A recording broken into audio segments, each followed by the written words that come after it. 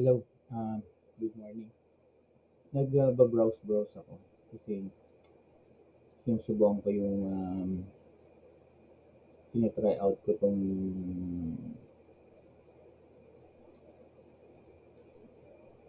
ano ba 'to, top bottom, right? And then sa 15 minutes, nakakita ako ng sell. 45 minutes, nandiyan din yung sell. Um, Nag-short ako pero na-stop out ako kasi umangat siya. So sabi ko, tama, dapat kailangan mo pa rin tong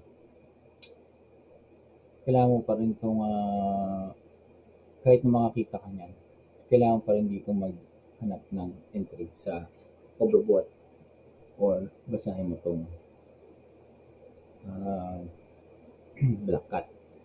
So, nagba-browse ako. Tinitingnan ko kung anong kaibahan ng iba. And then, nakita ko 'to, ito,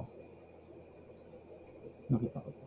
Sabi ko, ang theory talaga nito is kunin mo yung high, right? Kunin mo yung higher high resistance. Ito. And then, kunin mo yung left-right yan, left-right. Sa left, itong left, kunin mo yung last na pullback. Kahit kung pinakamababa kung gusto mo. Basta kumuha ka lang ng pullback dito. Yung last pullback. So from this one to that, yan yung pullback mo itong area na ito.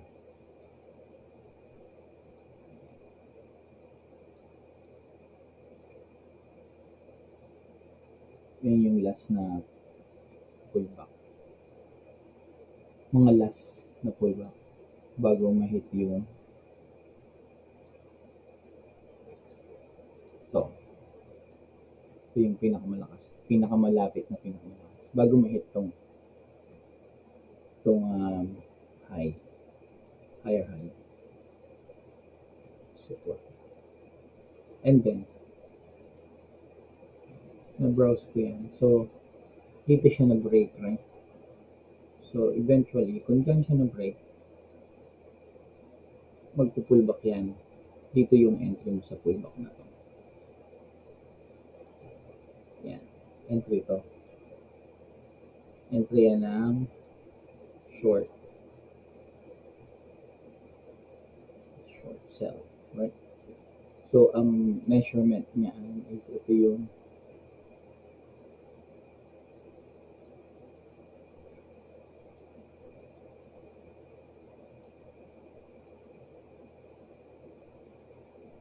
yung last na support.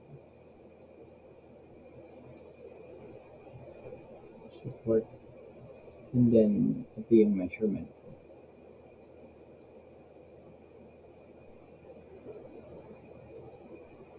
Yan. Itong area na to. Stop loss yung 1.07. Yung area na yan. Kahit baliktad, okay lang. Ganun din yan. Yan. 0.25. Yan ang area ng pagbalik. Basta lagpas ng 0.5. Lagpas ng 0.5. Pero, habang tinitingnan ko yan, sinilalayuan ako. Nagbo-browse ako dito.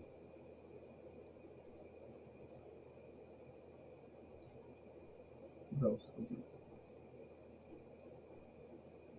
And then, nakita ko to. Itong area na to.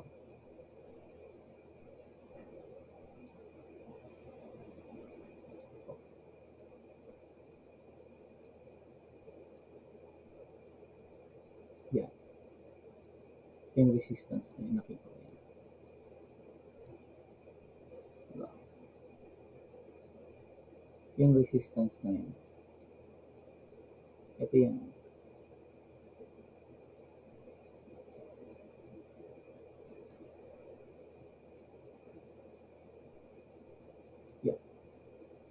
hindi hindi niya na na-break. Umabot na siya ng overbought. Ito,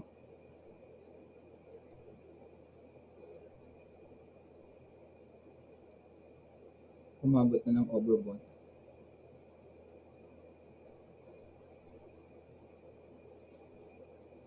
Pero hindi niya na-break yung resistance. Walang naka-break na resistance dyan.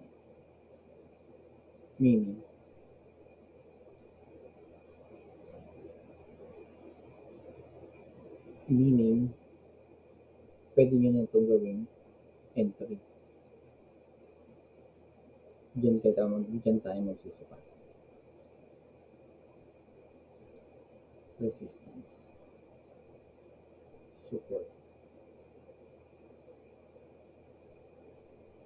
Dito tayo magsusukat. From support hanggang sa hindi na-break. So, yan yung entry natin. Pinakamahalaga. Itong stop loss.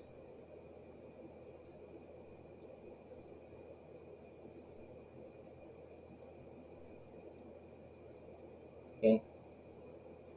And then, maaga yung entry nyo instead na dito.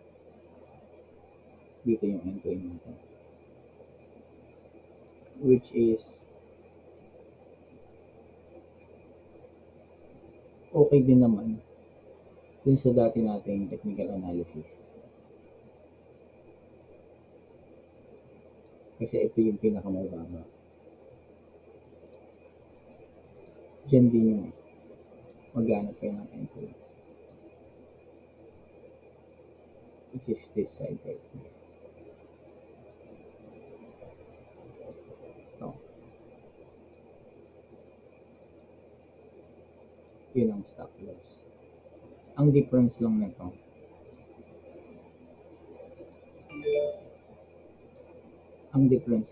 is wala itong confirmation.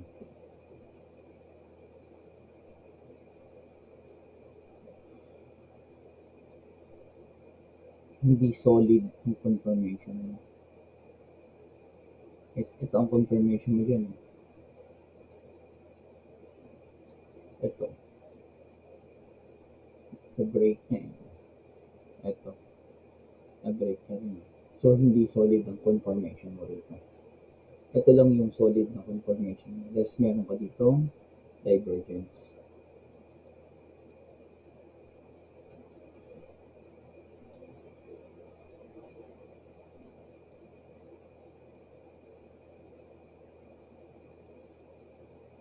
Divergence. Okay? Yan yung napansin ko. So, laki yan. Kung nahuli natin yan, malaki yan. Diba? And then,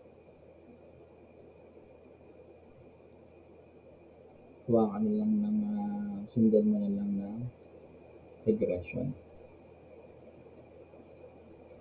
para sa TP.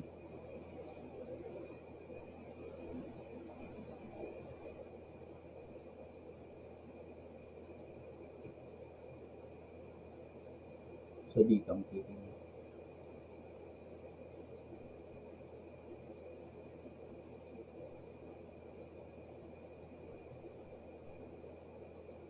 Or, hanapan mo din sila ng katulad ng hinanap mo doon, pabaliktad nga lang.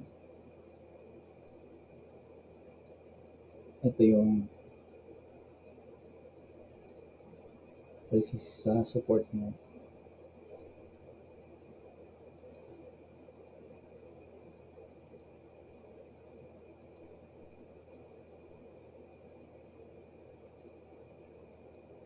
Right. Ito yung kailangan niyang mabalik or something. Lagyan natin ito ng marker. Ito na lang. Marker na yun.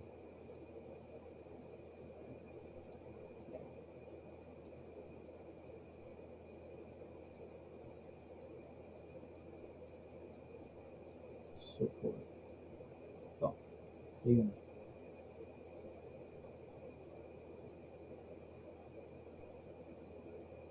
yun. Ito yung tipping mo. So, ito yun. So, baliktad. Ganun din. Pero baliktad. Hanapan natin. Doon taas. Hindi niya ma-break. So, dito yung baba na umabot diyan. Ayan. Pero hindi niya na-break. Kasi baliktad. So, dito ka nag-umpisa. So, eto. Umabot. Hindi niya na-break. Right? Itong maganda. Kasi ito, kwento eh. Candles yan. Hindi yan yung line lang yan. Hindi niya na-break. Hindi niya na-break. Yun. Diba? So,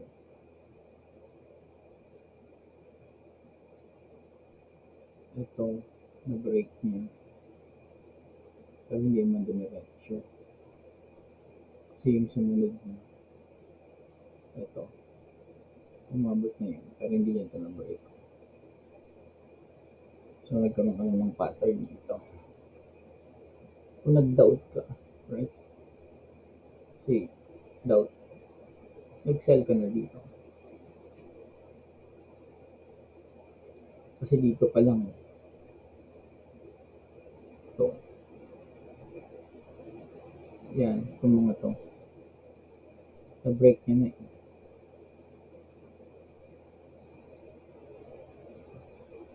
Ito yung pinakamababa mo.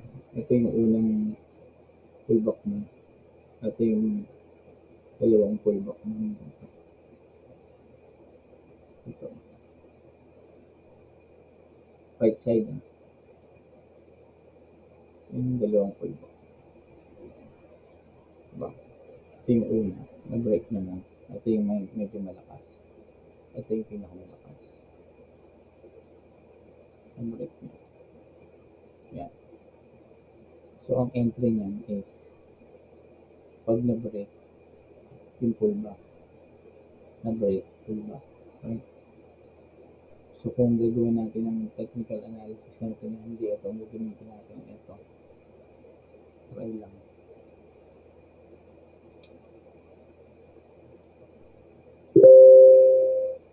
Masyadong mababa.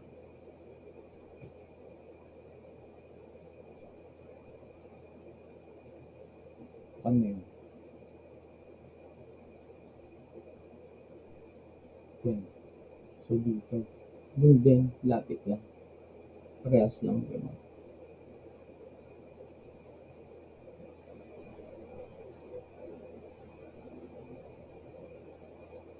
Yeah.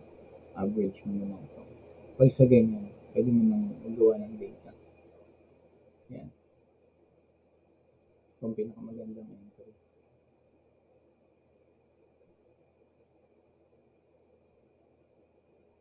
Ganun. Ganun lang. Yun nga yung napansin ko. So, malaking bagay mo.